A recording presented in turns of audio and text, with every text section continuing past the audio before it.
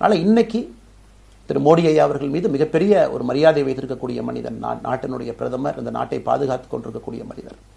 ஆனால் ஒரு லெவல் வரும் பொழுதுங்க, இந்த சின்ன சின்ன பிரச்சனைகள் அப்படியே சேர்ந்து வரும் பொழுது தொடர்ந்து நாமும் அவர்களுக்கு பிரச்சனையாக இருக்கக்கூடாது. ஒரு பிரச்சனையை எடுத்துட்டு போய் இங்கே பாருங்க இந்த பிரச்சனை, இந்த பாருங்க இந்த பிரச்சனை, இந்த பாருங்க அந்த பிரச்சனை, ஒரு அளவுக்கு தாங்க நம்ம சொல்ல முடியும். அதனால தான் பொறுமையாக பாரதிய ஜனதா கட்சியினுடைய முக்கிய தலைவர்களை பார்த்து மிக பொறுமையாக, இது இன்னைக்கு கான்வர்சேஷன் 3 நாளாக நடக்கலைங்க. இதை கிட்டத்தட்ட நான் 1 ஆண்டு காலமாக பாரதிய ஜனதா கட்சியினுடைய தலைவர்கள்ட்ட சொல்கிறேன். 18 மாதங்களாக எனக்கு இருக்கக்கூடிய கருத்து வேறுபாடுகளை மிக பொறுமையாக, வெளியில் கத்தி கூச்சல் போடாமல் மிக பொறுமையாக 18 மாதங்களாக எல்லா இடத்துலையும் சொல்லிக்கிட்டே வர்றேன். டிசம்பர் 4ஆம் தேதி பாரதிய ஜனதா கட்சிக்கு சொன்னேன், நான் கட்சியிலிருந்து வெளியே செல்ல இருக்கின்றேன், இன்றைக்கே உங்களை நான் தயார்படுத்த விரும்புகிறேன், அதனால் நீங்கள் நாளைக்கு நான் எடுத்தோம் கவுத்தன் ஒரு முடிவெடுப்பதாக நீங்கள் நினைக்கக்கூடாது. டிசம்பர் 4, 2024 25 பாரதிய ஜனதா கட்சிக்கு சொல்லியிருந்தேன். தேர்தல் பணியை முடித்துவிட்டு செல்ல வேண்டும் என்று சொல்லியிருந்தார்கள். அதுவும் இந்த கட்சியினுடைய ஒரு உண்மை தொண்டனாக கட்சி சொல்லியிருக்கிறாங்க, தேர்தல் பணியை முடித்துவிட்டு மே கடைசி வரை நம்முடைய பணியை செய்துவிட்டு தான் வெளியே வரணும் அப்படின்னு. அடுத்து நாம் என்ன செய்ய போகிறோங்க? அடுத்து நாம் இதெல்லாம் பேசிட்டோம், பழசை பேசிட்டோங்க, இருந்ததை பேசிட்டோம். அடுத்து ஆனந்தமாக அன்போடு தமிழ்நாட்டில் ஒரு அரசியல் இயக்கத்தை நாம் துவங்க இருக்கின்றோம்.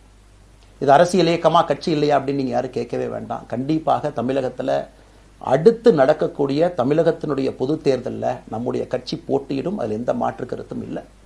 அதற்கு நம்ம தயார் பண்ணணும், நிறைய லீடர்ஸை தயார் பண்ணணும், நிறைய கேடர்ஸை, வாலண்டியர்ஸை தயார் பண்ணணும், உத்வேகத்தோடு தயார் பண்ணணும், அவங்களுக்கு அந்த ஸ்கில் செட்டை நம்ம உருவாக்கி கொடுக்கணும். அதற்கு கொஞ்சம் நேரம் ஆகும். நாம் இது ஒரு இயக்கமாக ஆரம்பித்து நிறைய மனிதர்களை உள்ளே கொண்டு வந்து அவர்களுக்கு சில இடத்துல அரசியலை சொல்லிக் கொடுத்து எல்லா தரப்பட்ட மனிதர்களையும் உள்ளே கொண்டு வந்து, ஏன்னா பாரதிய ஜனதா கட்சியினுடைய தலைவராக பொறுப்பேற்ற பிறகு நான் முதல்ல போய் ஆசீர்வாதம் யார்கிட்ட வாங்கினாங்க, சமீபத்தில் மறைந்த நல்ல கண்ணையாகிட்ட தான். இன்னைக்கு மண் சார்ந்த அரசியலை முன்னெடுக்கணும், நல்ல மனிதர்களுடைய கொள்கைகள் உள்ள கொண்டு வரணும், எல்லா மனிதர்களையும் உள்ளடக்கிய அரசியலை நாம் முன்னிறுத்தணும்.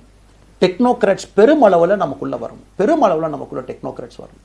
இன்னைக்கு அமெரிக்கா போகிறோம், யூரோப் போகிறாங்க, போய் நமக்கே எவ்வளோ பெருமையாக இருக்குது. ஒரு மிகப்பெரிய நிறுவனம் நிவிடியா எடுத்துக்கங்க, மைக்ரான் எடுத்துக்கங்க, சாம்சங் எடுத்துக்கங்க, இன்டெல் எடுத்துக்கங்க, அங்கே இருக்கக்கூடிய இன்ஸ்டாகிராம், ஃபேஸ்புக், கூகுள், ஆல்பபெட் பார்க்கும் பொழுது வைஸ் பிரசிடென்ட்னு பார்த்தீங்கன்னா ஒரு தமிழன் அங்கே உட்கார்ந்துருக்கிறான். இந்தியன் என்கின்ற அடையாளத்தோடு அங்கே ஒரு தமிழன் அமர்ந்திருக்கின்றார்.